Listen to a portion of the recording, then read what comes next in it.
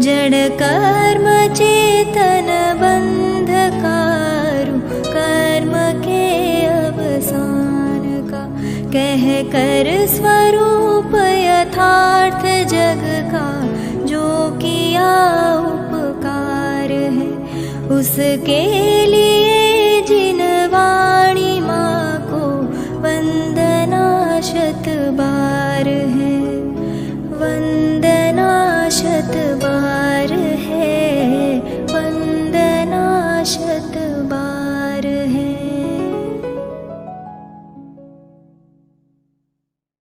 रत्नत्रयमपश्चिमम्। हम सभी आचार्य अकलंक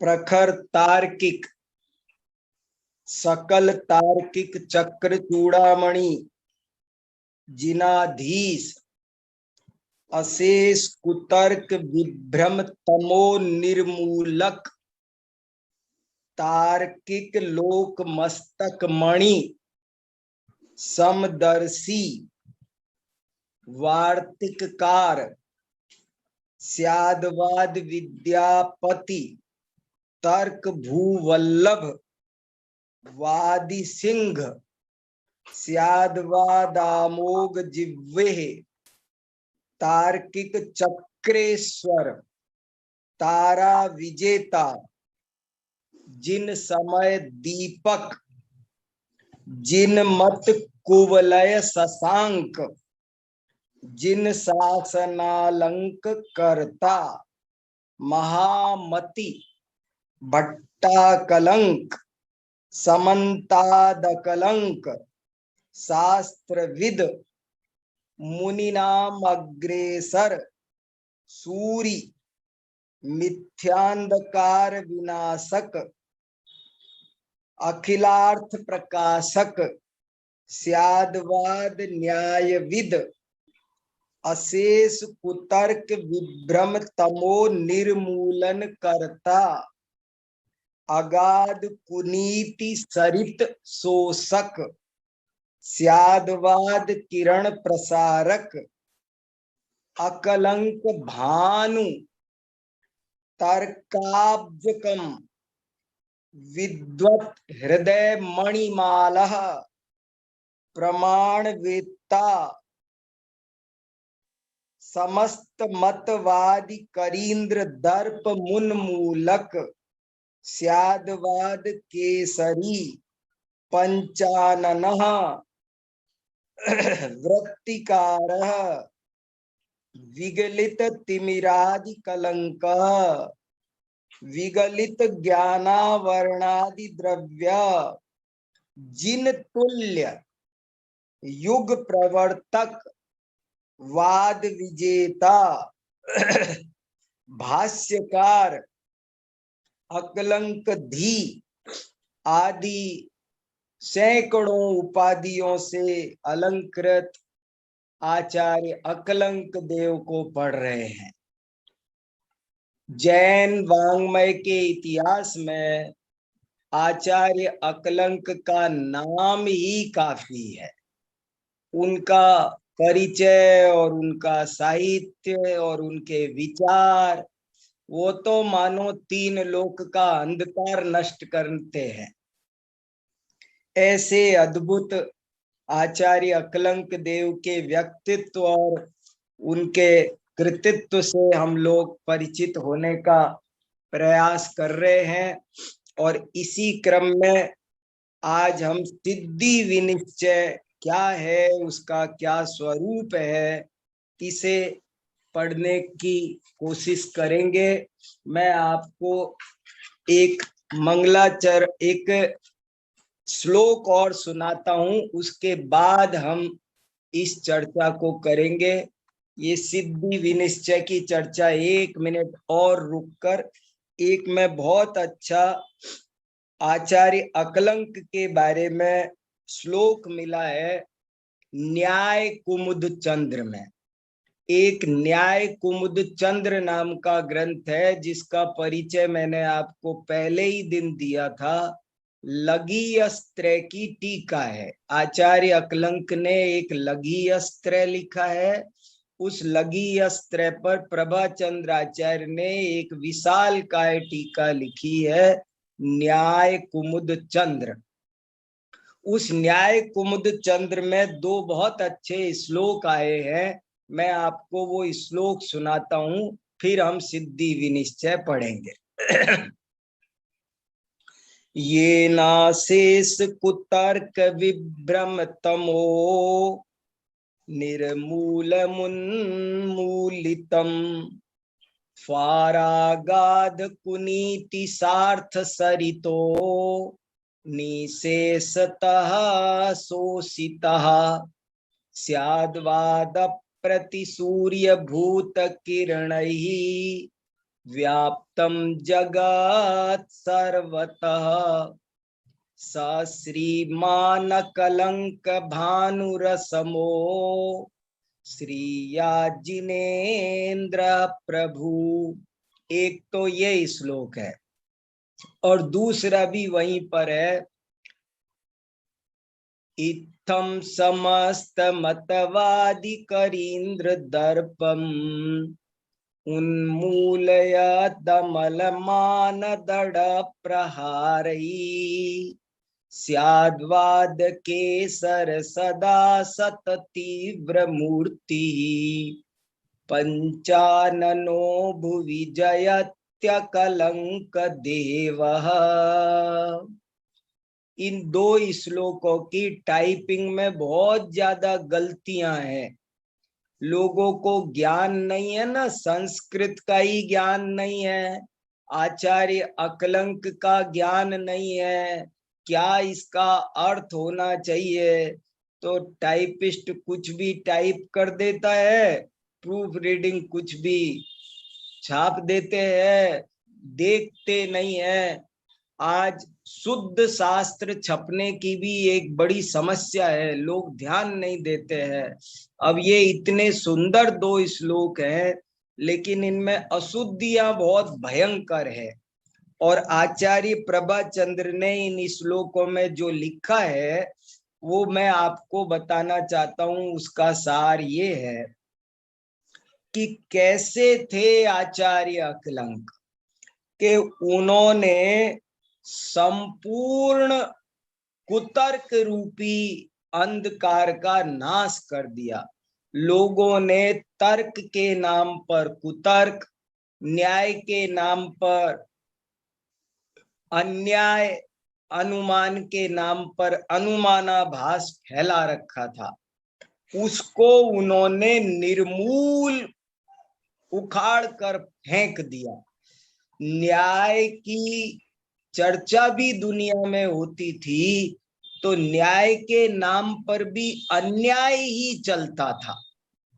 ये समझा जाता था, न्याय का मतलब आचार्य अकलंक के जमाने में ऐसा समझा जाता था कि बस येन केन प्रकारेण दूसरे को हरा देना और स्वयं को जीत लेना, बस इसी का नाम न्याय है। ये एक बहुत बड़ी बात चलती थी और इसे शास्त्रों में स्वीकृति मिल चुकी थी। न्याय शास्त्र में छल, जाति, निग्रह, ऐसे ऐसे अनुचित उपाय बता दिए गए थे जीतने के लिए। बस जीतने के काम न्याय आता है, ये बात समझी जाती थी। देखो, न्याय मिलकर के भी न्याय नहीं मिलता लोगों को। कभी कभी न्याय मिला उनको, लेकिन फिर भी वो क्या समझ रहे हैं, न्याय माने मैं जीत गया और सामने वाले को हरा दिया, कैसे भी करके हरा देना, बस इसी का नाम हमने न्याय समझ लिया। तो वो न्याय नहीं, अन्याय है। ये लिखा है महेंद्र कुमार न्यायाचार्य ने कि अकलंक आचार्य की क्या देन है, और उन्होंने 20 पॉइंट लिखे, बहुत सुंदर। एक दिन अवसर मिला तो आपको वो भी सुनाऊंगा। आचार्य अकलंक नहीं होते तो क्या होता, उन्होंने कहा ये 20 उनकी विशेषताएं हैं। बहुत अच्छा लिखा है, वो भी एक दिन पढ़ेंगे। पर अभी उनमें से एक विशेषता ये बता रहा हूं आपको। उन्होंने लिखा कि प्रमाणाभास का वर्णन करना ये भी अकलंकाचार्य की बहुत बड़ी विशेषता है।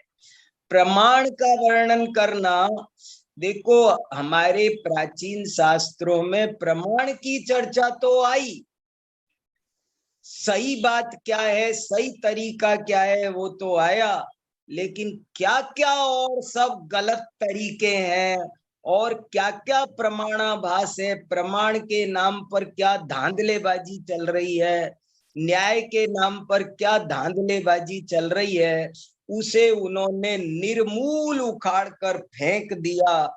सारी उन्होंने कुन्याय की नदियों को सुखा दिया। कुन्याय की सारी नदियों को अकलंक आचार्य रूपी चंद्रमा, अकलंक रूपी, अकलंक आचार्य रूपी सूर्य के तेज ने सारी अन्याय रूपी नदियों को सुखा दिया। वे स्यादवाद के ऐसे अप्रतिम सूर्य थे कि उनकी किरणों से ये सारा जगत प्रकाशित हो गया। बहुत ही सुंदर ये श्लोक है। ऐसे आचार्य अकलंक हमारा कल्याण करें। और वे स्यादवाद केसरी थे। वे पृथ्वी पर एकमात्र अजेय नैयायिक के रूप में स्थापित थे। कल जो बात कही वो आज संजय जी को पसंद आई, उन्होंने फिर से रिपीट किया कि यदि ये आचार्य अकलंक जैसे नहीं होते तो जैन धर्म एक धर्म के रूप में तो रह जाता, लेकिन दर्शन के रूप में स्थापित नहीं होता। इस धरती पर हजारों धर्म हैं।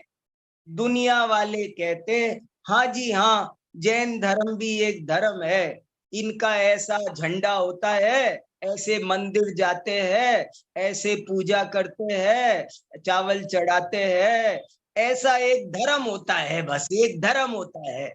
लेकिन दर्शन के मंच पर सारे दार्शनिकों के बीच ताल ठोक कर जैन दर्शन को खड़ा करने वाला, और न केवल खड़ा करने वाला, सबको पराजित करके स्यादवाद की अद्भुत शैली से सुमेरु पर्वत की तरह जैन दर्शन को जगह दिलाने का कोई काम किया है तो उन ये अकलंक आदि आचार्यों ने किया है। इनका बहुत बड़ा उपकार है, मामूली बात मत समझो। एक खाली अंधश्रद्धा से चलने वाले लोग नहीं समझ पाएंगे इस बात को। जो लोग अंधश्रद्धा से चलते हैं ना, हाँ करने वाले, वैसे नहीं समझ पाएंगे। जो उन्होंने ठोस आधार दर्शन का दिया वो एक बहुत बड़ी बात है। तो ऐसा ये सुंदर श्लोक था, एक बार फिर पढ़ देता हूं। देखो, हाँ ये दूसरा निकाला, वेरी गुड, बहुत अच्छा। ये नाशेष कुतर्क विभ्रम तमो निर्मूलमुन्मीलितं स्फारागाद कुनीति सार्थ सरितो निशेषतः शोषिता स्याद्वादा प्रति सूर्य भूत किरणैः व्याप्तं जगत् सर्वतः स श्रीमान कलंक भानुरसमो श्रीयाजिनेन्द्र प्रभु इत्थं समस्त मतवादि करीन्द्र दर्पम उन्मूलयन्नमल मान दृढ़ प्रहारै स्याद्वाद केसर सदा सत तीव्र मूर्ति पंचाननो भुविजय त्यकलंक देव। अब बहुत अच्छा है, ये बहुत अच्छा लगाया। देखो, बहुत ये आपको थोड़ा एहसास हो, मैं आपको ऐसे ही नहीं सुना रहा हूं ये अकलंक। देखो, मेरे मन में एक और बहुत महत्वपूर्ण विचार चल रहा है। मुझे 15-20 दिन हो गए और मैं अकलंक आचार्य में डूबा हुआ हूं, और मुझे ऐसा मन करता है जैसे मैंने अभी साल भर समंत भद्र में डूबा, ऐसे मैं साल भर अकलंकाचार्य में डूबना चाहता हूं। लेकिन 2-3 दिक्कतें आ रही है। एक तो जिन ग्रंथों को मैं पढ़ना चाहता हूं, सिद्धि विनिश्चय, न्याय विनिश्चय, इनके अनुवाद उपलब्ध नहीं है। मैं थोड़ा सा अनुवाद की सहायता से ठीक से इन ग्रंथों का अध्ययन, गहरा अध्ययन करना चाहता हूं, क्योंकि मुझे ये समझ में आया है कि यदि कोई न्याय विनिश्चय, सिद्धि विनिश्चय, प्रमाण संग्रह, अकलंक के ग्रंथों को कोई पढ़ लेगा ना, तो उसे सचमुच सर्वज्ञता की प्रतीति हो जाएगी। उसे उसे उसे हस्तामलकवत सर्वज्ञ समझ में आ जाएगा, कोई डाउट नहीं रहेगा। ये मेरी समझ में अच्छे से आ गया है। ऐसे ही अनुमान क्या होता है, हेतु क्या होता है, दूसरा पॉइंट ये बहुत अच्छा समझ में आ जाएगा। और तीसरा पॉइंट, आगम क्या होता है, कैसा होता है, ये बात समझ में अच्छे से आ जाएगी। मेरी बहुत चिंता है, बार बार भावना हो रही है। देखो, ये ऐसे ऐसे विशाल ग्रंथ है। ये देखो, ये न्याय विनिश्चय के ये 2 भाग है, ये ओरिजिनल संस्कृत है मेरे पास, इतने बड़े, और आज तक हिंदी अनुवाद नहीं है। हमारी समाज को कुछ सोचना चाहिए, मैं बहुत सीरियसली कहना चाहता हूं। जैसे शिखर जी की रक्षा करना हमारा परम कर्तव्य है, हम उसकी चिंता करते हैं, ऐसे ही इन ग्रंथों की रक्षा करना हमारा परम कर्तव्य है। हमारी समाज को जागरूक होना चाहिए। अरे, ये भी नष्ट हो जाएंगे तो हमारी बहुत बड़ी संपदा नष्ट हो जाएगी, हम बहुत बहुत बड़ी चीज खो देंगे। और मैं अभी ये कहता हूं कि यदि कोई न्याय विनिश्चय, सिद्धि विनिश्चय, इन ग्रंथ का कोई शब्द से अनुवाद न कर पाए, तो कम से कम इस न्याय विनिश्चय का सारांश तो लिखे, कोई 100-200 पेज में सार तो लिखे, सिद्धि विनिश्चय का सारांश तो लिखे, तो बहुत लाभ होगा। बहुत अच्छे अच्छे विषय हैं, इसलिए मैं इनको बहुत अच्छे से पढ़ना चाहता हूं, और थोड़ा आपका भी ध्यान आकर्षित करना चाहता हूं कि देखो तो सही, इनको एक बार देखो, आपको निश्चित रूप से बहुत अधिक लाभ होने वाला है। अब मैं आपको थोड़ा सा सिद्धि विनिश्चय क्या है उसका परिचय देना चाहता हूं। अद्भुत ग्रंथ राज है।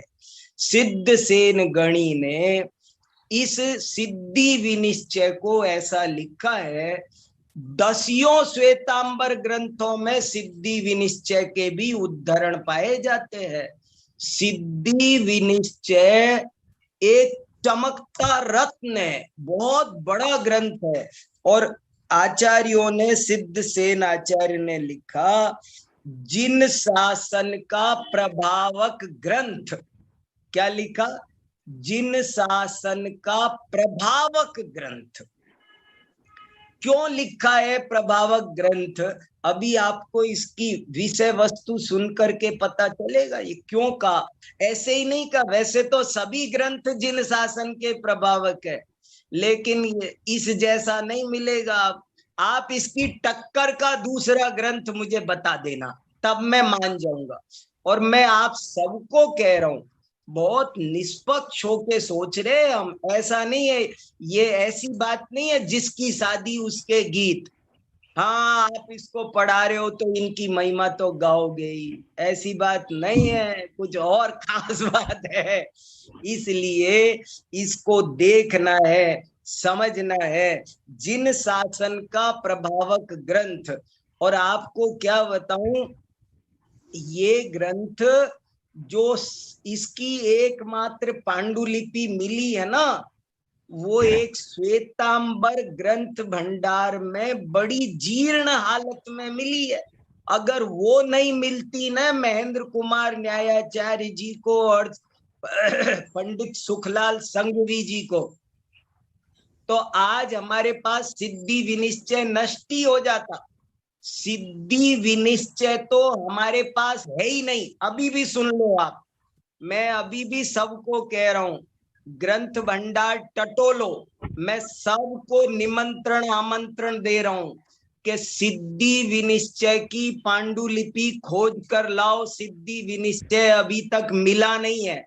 ये जो मिला है ना, जो आपको मैंने ग्रुप पर भेजा है, ये तो सिद्धि विनिश्चय की टीका है।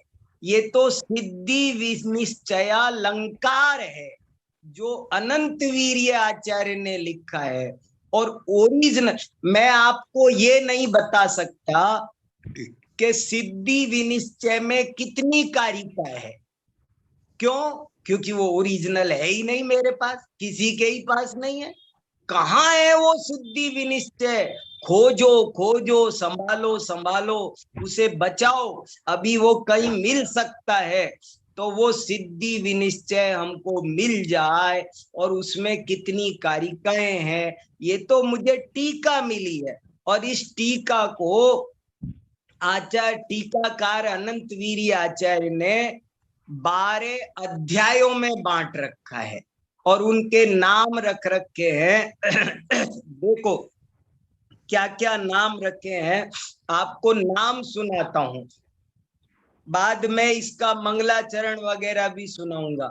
आप सिद्धि विनिश्चय क्यों जिन शासन का प्रभावक ग्रंथ है, ये आपको पता चलेगा। जरा आप इसके 12 अधिकारों के नाम सुनो। आप 12 अधिकारों के नाम, नाम सुन करके आपको लगेगा, पता चलेगा कि ये चीज क्या है। पहले अधिकार का नाम प्रत्यक्ष सिद्धि, दूसरे अधिकार का नाम सविकल्प सिद्धि, तीसरे अधिकार का नाम,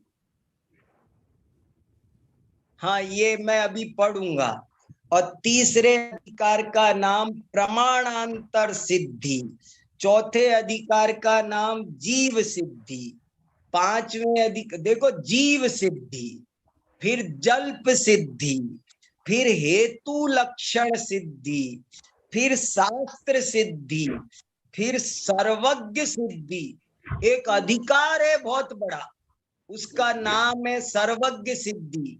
एक अधिकार है बहुत बड़ा, उसका नाम है जीव सिद्धि। सोचो तो सही, जीव का क्या स्वरूप है, जीव है कि नहीं है, इन सब बातों को तर्क युक्ति से हृदयग्राही बना देना, ये जीव सिद्धि अधिकार का काम है। ऐसे ही सर्वज्ञ सिद्धि, शास्त्र सिद्धि, शब्द सिद्धि। शब्द क्या होता है, कैसा होता है, इसकी सिद्धि बहुत गजब का चैप्टर है। शब्द किसे कहते हैं, इस पर भारतीय दार्शनिकों में बड़ी लंबी चौड़ी बहस हुई है। तो ये हमें हम प्रज्ञा जी के भेजे थे घर से बाहर भेजा करेंगे होता है। अर्थ नय सिद्धि, शब्द नय सिद्धि और निक्षेप सिद्धि, ये इतने सारे हैं। और इनका क्या विषय है, जरा आपको पढ़ के सुनाता हूं, थोड़ा शांति से सुनो। बहुत अच्छा है, मैं एक पेज पढ़ूंगा, लेकिन आपको सिद्धि विनिश्चय का असली स्वरूप समझ में आएगा। सिद्धि विनिश्चय में क्या है तो देखो, सिद्धि विनिश्चय नाम एक एक सिद्धि का निर्णय पक्का। तो पहला, सिद्धि विनिश्चय में 12 प्रस्ताव हैं। अब आप लगा सकते हो संजय जी वो स्क्रीन पर सिद्धि, ये देखो, इसको जरा सा ध्यान से सुनना, 1-1.5 पेज मुझे पढ़ना है, ये बहुत ज्यादा काम का है। सिद्धि विनिश्चय में 12 प्रस्ताव हैं। प्रस्ताव माने अधिकार। इनमें प्रमाण, नय और निक्षेप का विवेचन है। प्रथम प्रस्ताव प्रत्यक्ष सिद्धि है। इसमें प्रमाण का सामान्य लक्षण, प्रमाण का फल, बाह्य अर्थ की सिद्धि। देखो, कोई ऐसे ऐसे लोग हुए कि जिन्होंने कहा दुनिया में बाह्य अर्थ होता ही नहीं है, तो उन्होंने, अकलंक ने बाह्य अर्थ की सिद्धि की, व्यवसायात्मक विकल्प की प्रमाणता सिद्ध की, उसकी विशदता सिद्ध की। ज्ञान निर्णयात्मक नहीं होता है, ऐसे कहते थे कुछ दार्शनिक। अकलंक ने कहा कि नहीं, ज्ञान अनिर्णयात्मक नहीं होता। ऐसे दूसरे के दिए गए तर्कों का उत्तर देना, वो तो प्रहार करके बैठ गए। हमारे यहाँ एक बात थी और दूसरे लोग प्रहार करके बैठ गए थे, उसका कोई उत्तर देने वाला नहीं था और इन्होंने उनका उत्तर दिया।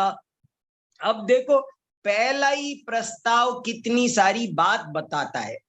प्रमाण का सामान्य लक्षण क्या है, प्रमाण का फल क्या है, बाह्य अर्थ है कि नहीं है, ज्ञान व्यवसायात्मक है या नहीं है, विशद है या नहीं है, चित्र ज्ञान की तरह बाह्य पदार्थों की सिद्धि, निर्विकल्प प्रत्यक्ष का निराकरण। ऐसा कहने लग गए थे कुछ दार्शनिक कि प्रत्यक्ष तो निर्विकल्प होता है, कल्पना पूर्ण भ्रांतम प्रत्यक्षम, और सारी दुनिया उनसे प्रभावित हो रही थी। ऐसे में यदि अकलंक नहीं होते तो हमारा बहुत बड़ा नुकसान होता। इसलिए इनका महत्व है। स्व संवेदन प्रत्यक्ष के निर्विकल्पकत्व का खंडन, ये एक एक बिंदु, एक एक घंटे चर्चा करने का है। इसमें देखो, सिद्धि विनिश्चय में 50 पॉइंट आए हैं और मैं 50 घंटे उन पर बात करूं, तब वो समझ में आए, तब वे खुलें और तब आनंद आए। अविसंवाद की बहुलता से प्रमाण व्यवस्था आदि विषयों का विचार किया गया है। दूसरा अध्याय, सविकल्प सिद्धि प्रस्ताव में अवग्रहादि ज्ञानों का वर्णन है, मानस प्रत्यक्ष की आलोचना है, निर्विकल्प से सविकल्प की उत्पत्ति कैसे है, अवग्रहादि में पूर्व ज्ञान प्रमाण है और उत्तर ज्ञान उसका फल है। इस बात की सिद्धि की गई है। तीसरे, प्रमाणांतर सिद्धि। देखो, तीसरे अधिकार का नाम है प्रमाणांतर सिद्धि। प्रमाणांतर माने दूसरे प्रमाण, उसमें स्मरण की प्रमाणता, प्रत्यभिज्ञान की प्रमाणता, उपमान की प्रमाणता, उपमान को फिर सादृश्य प्रत्यभिज्ञान में गर्भित करना, तर्क की प्रमाणता, क्षणिक पक्ष में अर्थ क्रिया का अभाव। ये ऐसे गहरे गहरे विषय आए। कितने अन्य दार्शनिक स्मृति प्रत्यभिज्ञान को प्रमाण नहीं मानते हैं, लेकिन अकलंक ने कहा कि यदि स्मृति प्रत्यभिज्ञान को प्रमाण नहीं मानोगे तो स्मृति और प्रत्यभिज्ञान के आधार पर ही तो तर्क बनता है, अनुमान बनता है। कैसे अनुमान प्रमाण होगा? ये बहुत गजब के टॉपिक है। स्मृति क्यों प्रमाण है कि यदि स्मृति प्रमाण न हो तो प्रत्यभिज्ञान भी प्रमाण नहीं हो सकता, क्योंकि वो तो उसी से बनता है। प्रत्यभिज्ञान प्रमाण न हो तो तर्क भी प्रमाण नहीं हो सकता, क्योंकि वो तो उसी से बनता है। फिर तो अनुमान भी प्रमाण न हो, क्योंकि वो उसी से बनता है। इसलिए ये एक बहुत गजब का चिंतन है। चौथे अध्याय का नाम देखो, जीव सिद्धि। जीव सिद्धि प्रस्ताव में ज्ञान को ज्ञानावरण के उदय से मिथ्या ज्ञान, क्षणिक चित्त में कार्य कारण भाव, संतान आदि की अनुत्पत्ति माने असिद्धि, जीव और कर्म चेतन और अचेतन होकर भी बंध के प्रति कैसे एक हैं, कर्माश्रव क्या है, तत्वोप्लववाद क्या है, भूत चैतन्यवाद क्या है, ये सब जीव से संबंधित मान्यता है। कोई कहता है भूत से बना हुआ है, कोई कहता है स्कंद से बनता है, कोई कहता है जीव है ही नहीं, कोई कहता है अचेतन है, कोई कहता है चेतन है, कोई कहता है क्षणिक है, कोई कहता है नित्य है। बड़ी जबरदस्त मान्यताएं प्रचलित थी, लेकिन इस प्रस्ताव को पढ़ने से इन सब बातों का भली भांति हमको ज्ञान हो सकता है। पांचवा प्रस्ताव जल्प सिद्धि है।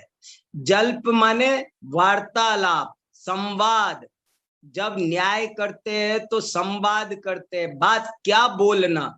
तो जल्प क्या होता है, उसके कितने अंग होते हैं, वे 4 अंग होते हैं तो कौन कौन से हैं, कैसा उनका स्वरूप है, जल्प का फल क्या होना चाहिए।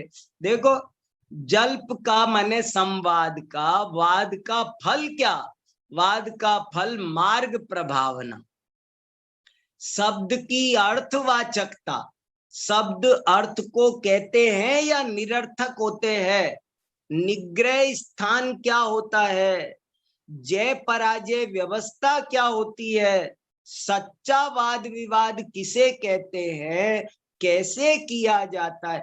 वाद बहुत अच्छी चीज है, बशर्ते कोई उसे भली भांति करे, सच्चे अभिप्राय से करे।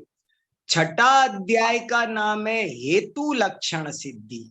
हेतु क्या, ये बहुत इंपॉर्टेंट बात है। लोग हेतु नहीं जानते, इसलिए सारा झगड़ा है। और ये अध्याय कोई पढ़ ले तो उसे हेतु का स्वरूप हस्ता मलकवत समझ में आ जाएगा। इसलिए ये अध्याय हेतु लक्षण सिद्धि का है। इसमें हेतु का अन्यतानुपत्ति लक्षण बताया है। तादात्म तदुत्पत्ति से ही अविनाभाव की व्याप्ति नहीं होती है, जैसा कि बौद्ध मानते हैं, वो बताया। हेतु के भेद बताए, फिर कारण कार्य हेतु के जो प्रभेद है उन सब का इसमें ये छठा परिच्छेद भी हेतु और अनुमान को समझने के लिए बहुत ही अधिक महत्वपूर्ण और पठनीय होना चाहिए। सातवां प्रस्ताव का नाम है शास्त्र सिद्धि।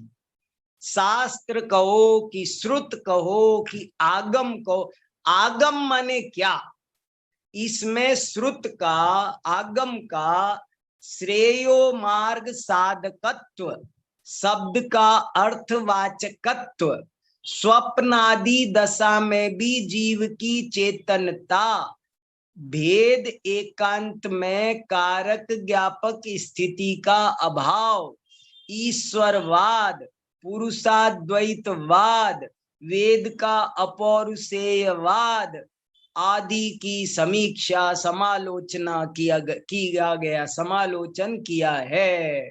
कितना, अब ये देखो, एक छोटे छोटे वाक्य कॉमा लगा लगा के, लेकिन ये मामूली बात नहीं है। ये पुरुषाद्वैतवाद लिखने में तो 1 इंच भी नहीं लगी, लेकिन उसको समझाने के लिए पुरुषाद्वैतवाद को लिखने में 1 इंच लगी, लेकिन समझाने में पसीना लगा जाएगा क्या होता है। वेद अपौरुषेयवाद, छोटे छोटे हेडिंग डले, ये छोटे नहीं है, गागर में सागर भरा है, कोई इन पर 2 मिनट बोल नहीं सकता हम में से। क्या है ये, इसलिए इनको जानना समझना, इनके संबंध में अकलंक के विचारों की रक्षा करना, ये तीर्थ सुरक्षा का काम है। अष्टम 8वां अध्याय देखो, सर्वज्ञ सिद्धि प्रस्ताव। 8 सिद्धि विनिश्चय का 8वां चैप्टर का नाम क्या है, अब अपन कितनी बात सर्वज्ञता को लेकर करते रहते हैं, अभी तक हमको सर्वज्ञता जच नहीं रही है ठीक से। हम आगम के आधार से जरूर कुछ कह रहे थे, सब कह रहे हैं, लेकिन हमको युक्ति से वो हृदयंगम नहीं हो रही है। वो इसीलिए नहीं हो रही है कि हम ना हेतु ठीक से लगाना जान रहे हैं, ना व्याप्ति लगाना जान रहे हैं। ये देखो कितने गजब के तर्क होंगे इसमें। सर्वज्ञ सिद्धि प्रस्ताव में सर्वज्ञ की सिद्धि है। 9वें प्रस्ताव का नाम है शब्द सिद्धि। शब्द पुद्गल है, अनित्य है, और शब्द कोई प्रमाण, लोगों ने शब्द को ही प्रमाण मान लिया। 10वें प्रस्ताव का नाम अर्थ नय सिद्धि है। देखो अर्थ नय, 7 नयों में से 4 नए शुरू के अर्थ नय कहलाते हैं और बाद के 3 नए शब्द नय कहलाते हैं। तो अर्थ नय सिद्धि पर देखो 7 नयों का स्वरूप समझाने के लिए 2 बड़े अध्याय लिखे अकलंकाचार्य ने, और एक का नाम रखा अर्थ नय सिद्धि और एक का नाम रखा शब्द नय सिद्धि। तो ऐसे अर्थ नय सिद्धि में नैगम, संग्रह, व्यवहार और ऋजु सूत्र, इन 4 नयों का स्वरूप समझाया, और साथ साथ नया भास क्या होता है वो भी बताते चले गए। 11वें अध्याय का नाम है शब्द नय सिद्धि प्रस्ताव। इसमें शब्द नय का वर्णन है।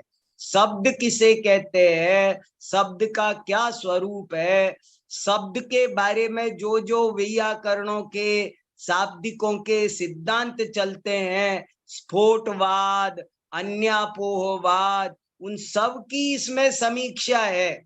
शब्द नित्यत्व का निराश, कुछ लोग शब्द को नित्य मानते हैं, लेकिन शब्द पुद्गल की पर्याय होने से नित्य नहीं है, अनित्य है। और फिर इसमें शब्द नय के जो 3 भेद बच गए, शब्द नय, समभिरूढ़ नय और एवं भूत नय, उनका एक अध्याय में देखो 3 ही है। कितना डिटेल सामग्री मौजूद होगी। आज अपन को पढ़ना हो ना तो तत्वार्थ सूत्र का पहला अध्याय खोल लेते हैं बस, और वो पहले अध्याय में ही एक एक लाइन में इन 7 नयों का स्वरूप है, बस वो पढ़ के तसल्ली हो जाती है। लेकिन इनके बारे में 2 बड़े बड़े अध्याय लिखे जा सकते हैं, ये कोई सोच सकता था? अकलंकाचार्य ने इतना विस्तृत सामान हमको दिया है। और 12वें परिच्छेद का नाम देखो, निक्षेप सिद्धि प्रस्ताव। निक्षेप सिद्धि 12वें में, माने पहले कुछ आ गए प्रमाण पर, कुछ आ गए नय पर, और आखिरी अध्याय आया निक्षेप सिद्धि प्रस्ताव। इसमें निक्षेप किसे कहते हैं, निक्षेप का क्या लक्षण है, निक्षेप कितने भेद हैं, कितने उसके उपभेद है, प्रभेद है, उनका स्वरूप और उनकी संभावनाओं पर विचार। देखो लोग कहते हैं निक्षेप पर सामग्री नहीं मिलती, और सिद्धि विनिश्चय पढ़ते देखते नहीं है। अरे भाई इस पे बहुत सामग्री है, निकालो तो सही, देखो तो सही, कोई टीम देखो, 2 विद्वान देखो और सिद्धि विनिश्चय आदि का अनुवाद करा लो, इनके सार देखो। अगर ये चीज आ गई तो बहुत लाभ होने वाला है। सिद्धि विनिश्चय के ये जो 12 अध्याय है, इन 12 अध्यायों को मैं संक्षेप में अपनी भाषा में कहूं तो 4 विषय है इसमें। प्रमाण, प्रमेय, नय और निक्षेप, 4 चीज है। क्या क्या? 12, सब कुछ तो आ गया, सब कुछ आ गया न्याय का विषय। पूरे 12 सिद्धियों में क्या क्या आया? नंबर 1 प्रमाण, नंबर 2 प्रमेय, नंबर 3 नय और नंबर 4 निक्षेप। ये बहुत बड़े आचार्य हैं और बहुत बड़ी बातों को बड़ी युक्ति के साथ में, ये युक्तियां हमसे छिन जाएंगी अगर ये ग्रंथ चले गए तो। हमारे पास में वे ठोस तर्क नहीं बचेंगे कि जिनको पढ़ करके किसी भी जीव को सम्यक्त की प्राप्ति हो सकती है। जैन दर्शन का ये मूलभूत तत्व ज्ञान उसकी समझ में आ जाए, इसलिए ये बहुत। हालांकि सिद्धि विनिश्चय पर महेंद्र कुमार न्यायाचार्य ने 170 पेज की प्रस्तावना लिखी है। 170 पेज बड़े वाले, इस आकार के पूरे इतने बड़े आकार के 170 पेज प्रस्तावना है। वो पढ़ने से ही आपको सिद्ध, उन्होंने पूरा सिद्धि विनिश्चय पढ़ा है। अगर कोई उस वक्त उनसे कहता और इसका अनुवाद करा लेता तो वे बहुत बड़े महापुरुष थे। अभी इनको कोई एक पन्ने का अनुवाद करने वाले मिलना दुर्लभ होता है। लेकिन अभी भी मेरी ऐसी भावना है कि इनका सारांश ही लिखा जाए कम से कम। सिद्धि विनिश्चय का सार ऐसे मैं चाहता हूं कि चाहे मेरा बस चलेगा तो मैं लिखूंगा।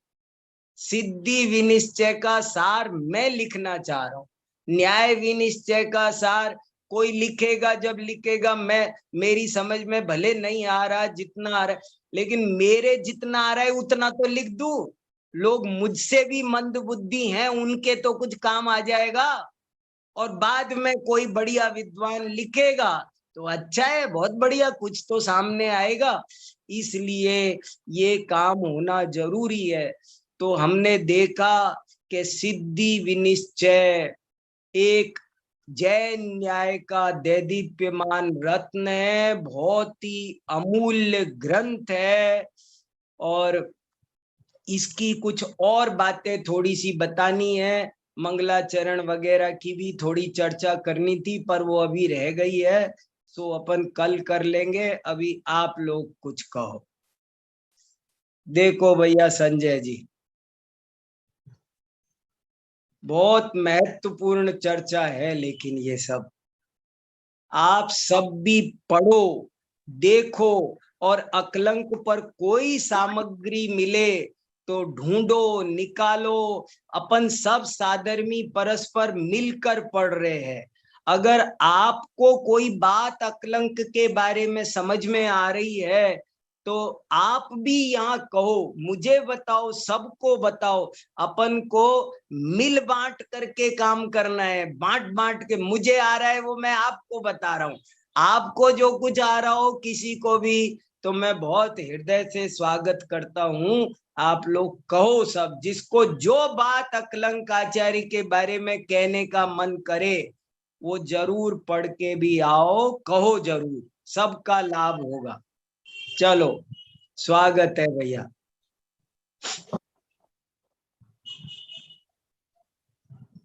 भैया 5 साल जैसे पढ़ाई करी थी तो वहाँ हाँ।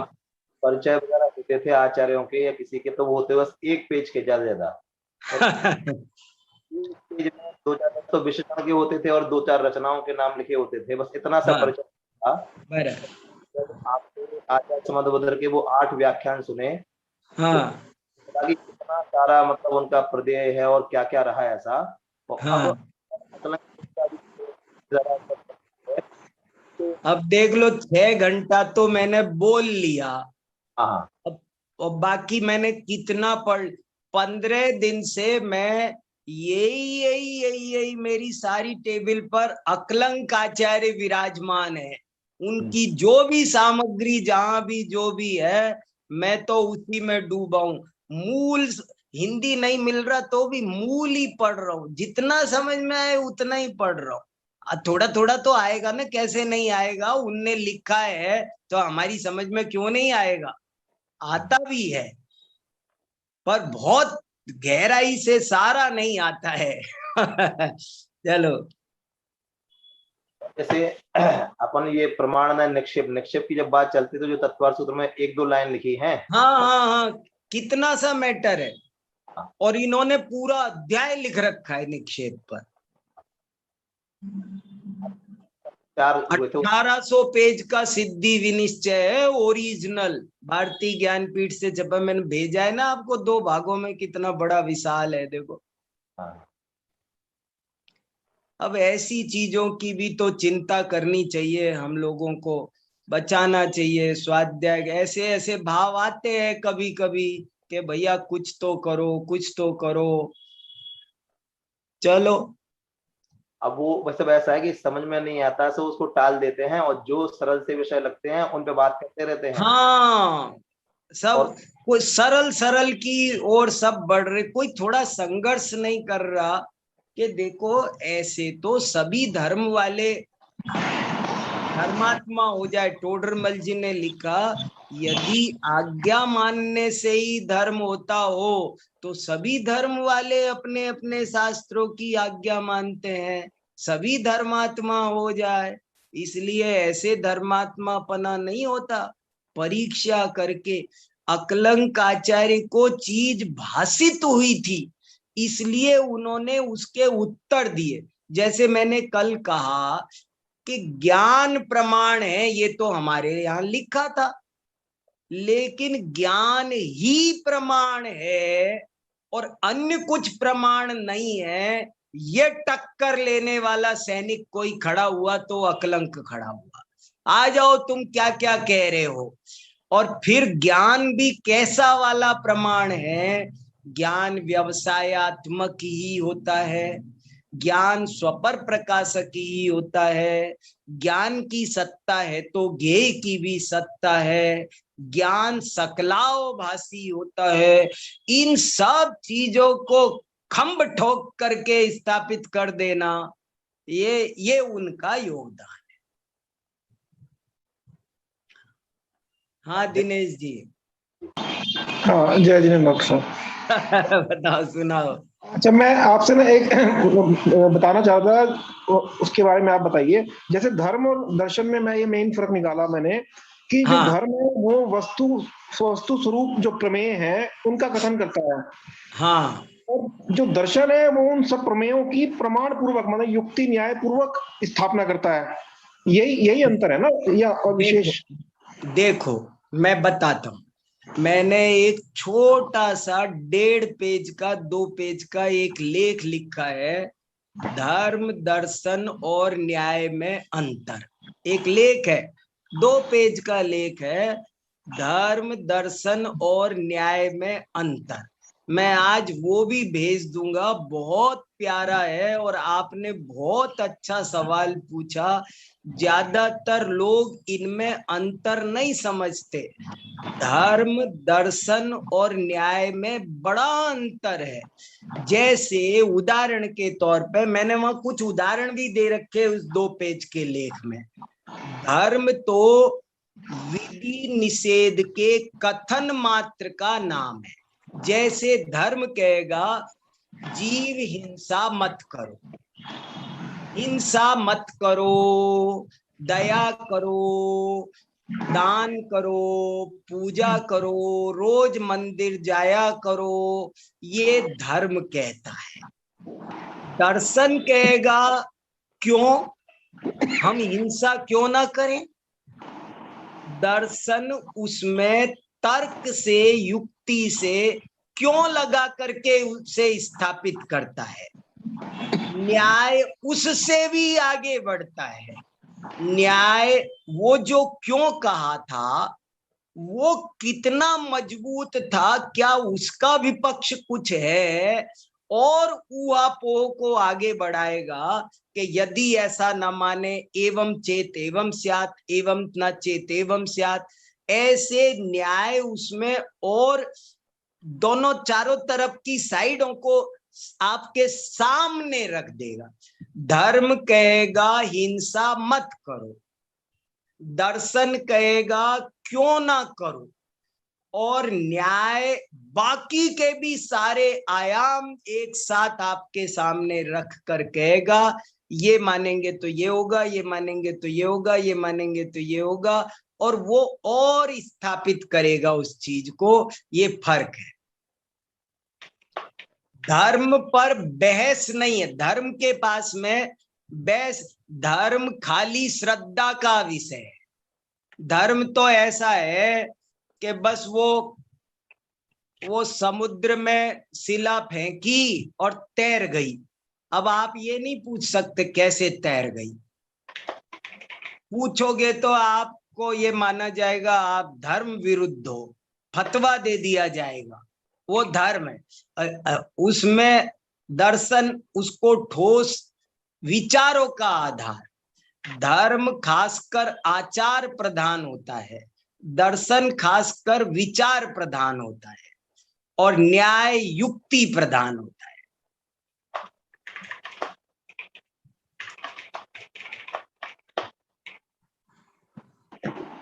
डॉक्टर साहब, एक मेरे को ना इसमें थोड़ा सा पूछना था आपसे, जैसे हाँ। अन्यथा अनुपपत्ति आता है और एक तथोपपत्ति आता है। हाँ। तो ये जो व्याप्ति में हम अन्वय और व्यतिरेक पढ़ते हैं, ये उन्हीं के अर्थ है क्या? जैसे अन्वय बराबर। अच्छा, यही है। जैसे अपन ने आप्तमीमांसा में पढ़ा कि विधि और निषेध दोनों साथ साथ होते ही हैं। विधि भले कभी विधि बोली जाती है, कभी निषेध। कथन कभी वक्ता विधि मुख से करता है, कभी निषेध मुख से करता है, लेकिन वो होते दोनों हैं।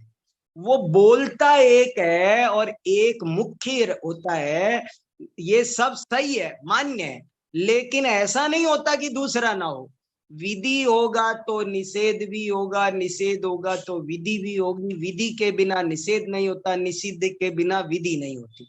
ऐसे ही अन्वय व्यतिरेक है, ऐसे ही तथोपपत्ति और अन्यथानुपपत्ति है।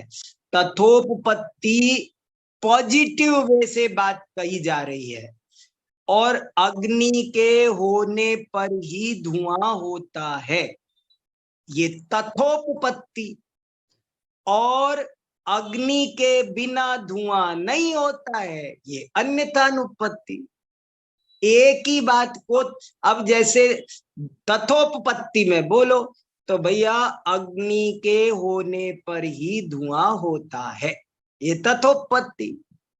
बोले अन्यथानुपपत्ति बोलो कि अग्नि के बिना धुआं नहीं होता है, धूम की अग्नि के साथ अन्यथानुपपत्ति है, ये मतलब है। अन्वय और व्यतिरेक ये इन्हीं का नाम है, इसी का। हाँ, इन्हीं का नाम अन्वय व्यतिरेक है। ठीक है, धन्यवाद। बहुत अच्छा, बहुत बढ़िया। ये कुछ कह रहे हैं। हाँ जय जिनेन्द्र सर। हाँ, बोलिए आशीष जी। सर मैं ना आपसे मैं लिख नहीं पाया सर, आप ये बताए थे ना कि धर्म युक्ति प्रमाण होता है, ये सर प्लीज एक बार रिपीट कर दीजिए। धर्म आचार प्रधान होता है, धर्म दर्शन विचार प्रधान होता है, और न्याय युक्ति प्रधान होता है। न्याय युक्ति प्रमाण। अभी आपको वो लेख भी मैं दे देता हूँ 2 पेज का, तो आप पढ़ना उसको।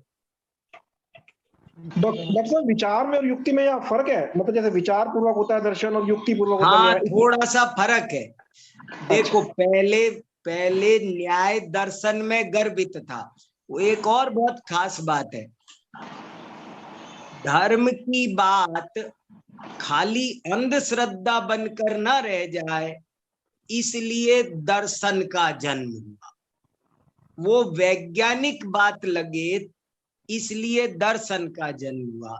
लेकिन दर्शन भी जब दायरों में बंध गए, तो दर्शन भी कहीं अंधश्रद्धा का विषय ना बन जाए, तो उसको और प्योरीफाई करने के लिए न्याय का आविष्कार हुआ। पहले धरती पर धर्म आया, बाद में दर्शन आया, बाद में न्याय आया। ये तो आज आपने बहुत अच्छी चर्चा छेड़ दी है, और मेरा प्रिय विषय, मैं बहुत शांति से इस पर बात कर सकता हूँ। बहुत समझने लायक टॉपिक है, सबको समझना चाहिए ये विषय अच्छे से। नहीं समझ में आए तो बताना, कल और चर्चा करेंगे। पर धर्म क्या, दर्शन क्या, न्याय क्या, ये तो समझे बिना तो न्याय पढ़ने का कुछ मतलब।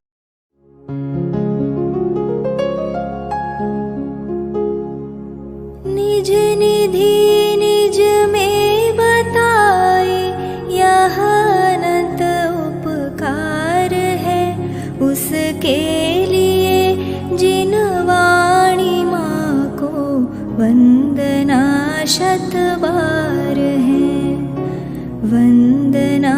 शत बार है, वंदना शत बार है।